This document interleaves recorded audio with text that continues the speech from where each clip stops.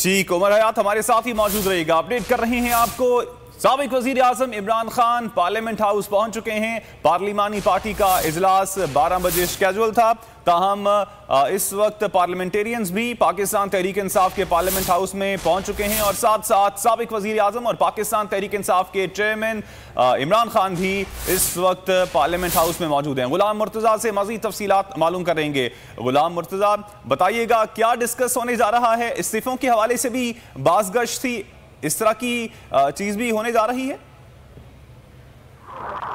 जी, वजीर आजम जो है वो माफ कीजिएगा इमरान पार्लियामेंट हाउस पहुंचे हैं। वो वहाँ पर पाकिस्तान तहरीक इंसाफ की जो पार्लिमानी पार्टी है उस इजलास की सदारत करेंगे। इसमें मशावरत भी की जाएगी कि आज स्ट्रेटजी नेशनल असम्बली में क्या रखनी है और तमाम जो अरकान है पार्लियामेंट पाकिस्तान तहरीक इंसाफ से उनसे कहा गया है कि वो अपने उसमें हाजिरी यकीनी बनाएं और शाह महमूद कुरैशी को वोट डालें।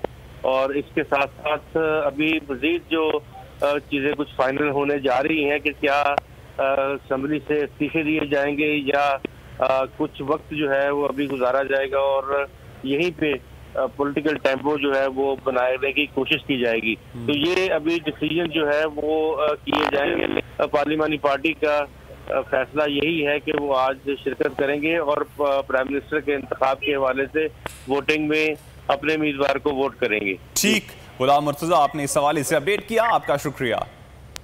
और